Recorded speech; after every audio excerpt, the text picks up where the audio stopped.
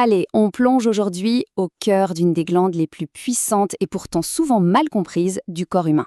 On parle bien de la thyroïde. L'idée principale, c'est que cette toute petite glande en forme de papillon a un impact absolument énorme sur notre santé globale. Elle agit comme un véritable régulateur en chef. Alors, où se trouve-t-elle exactement, cette fameuse glande? Et que fait-elle concrètement? On va regarder ça de plus près. Elle est là, juste à la base du cou. Ce qui est fou, c'est sa taille, entre 15 et 30 grammes à peine. C'est vraiment l'exemple parfait du petit mais costaud. Et voilà pourquoi elle est si importante. Ces hormones, en fait, elles agissent sur quasiment toutes les cellules du corps. Elles vont régler la vitesse à laquelle on brûle de l'énergie, elles influencent le cœur, les muscles, et elles sont même fondamentales pour le développement du cerveau. Quand on y pense, presque tout, de notre niveau d'énergie à notre température corporelle, est piloté par ce chef d'orchestre. Bon, pour comprendre d'où vient tout ce pouvoir, il faut aller voir à l'intérieur. Il faut zoomer pour découvrir comment la thyroïde est construite. C'est un peu comme une usine hyper spécialisée. Et voilà, on entre au cœur de la machine. À l'échelle microscopique, on découvre des millions de petites sphères, de petites bulles.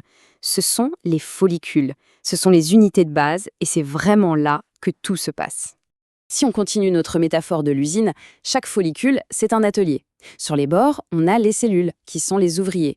Et au centre, cette substance gélatineuse, la colloïde, eh bien c'est l'entrepôt, là où on stocke les matières premières et les produits finis. Ces ouvriers, on les appelle les thyréocytes. Ce sont des cellules ultra spécialisées avec une seule et unique mission, fabriquer les deux hormones thyroïdiennes, la fameuse T3 et la T4. Maintenant, ce qui est vraiment fascinant, c'est de voir la chaîne de montage que ces ouvriers utilisent pour construire les hormones. C'est une véritable chaîne de montage biochimique. Alors comment ça marche? Premièrement, l'usine emporte sa matière première indispensable, l'iode, qu'elle puise directement dans le sang. Ensuite, une enzyme entre en jeu pour préparer et activer cette iode. Troisième étape, l'assemblage. Cette iode activée est fixée sur une grande protéine qui sert de support, la thyroglobuline. Et enfin, l'étape finale, ces différentes pièces sont combinées pour créer les produits finis, les hormones. Cette image montre très bien l'étape finale. L'usine produit surtout de la T4 en assemblant deux blocs de construction identiques. Et elle produit un peu de T3 en combinant deux blocs différents. C'est un petit détail, mais il est absolument crucial pour la suite. Bon, une fois que les hormones sont prêtes, elles sont bien sûr libérées de l'usine, puis expédiées dans tout le corps pour aller faire leur travail. Et c'est là que ça devient intéressant. En fait, la T4, c'est surtout une forme de réserve. La vraie travailleuse, la plus active, c'est la T3.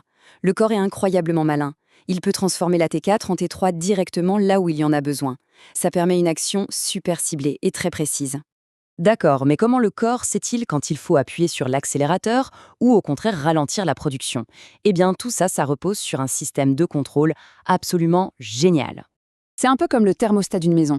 Le cerveau, grâce à deux de ses structures, l'hypothalamus et l'hypophyse, surveille en permanence le niveau d'hormones dans le sang. Et il ajuste la production pour maintenir un équilibre parfait. Voyons comment se déroule le processus. Si le niveau d'hormones est trop bas, l'hypothalamus s'envoie un premier signal. L'hypophyse répond alors avec un deuxième signal, la TSH, qui est en fait l'ordre de mission direct pour la thyroïde. C'est ce qui dit à l'usine « mettez-vous au travail ». Et dès que le niveau d'hormones remonte à la normale, ce sont les hormones elles-mêmes qui disent au cerveau de se calmer. C'est ce qu'on appelle une boucle de rétroaction. C'est d'une élégance et d'une efficacité remarquables. Mais bien sûr, tout ce système repose sur un approvisionnement constant. Sans la matière première essentielle, l'iode, l'usine ne peut tout simplement pas produire, même si le cerveau lui en donne l'ordre. Et ce qui est encore plus fou, c'est que la thyroïde a ses propres mécanismes de sécurité intégrés.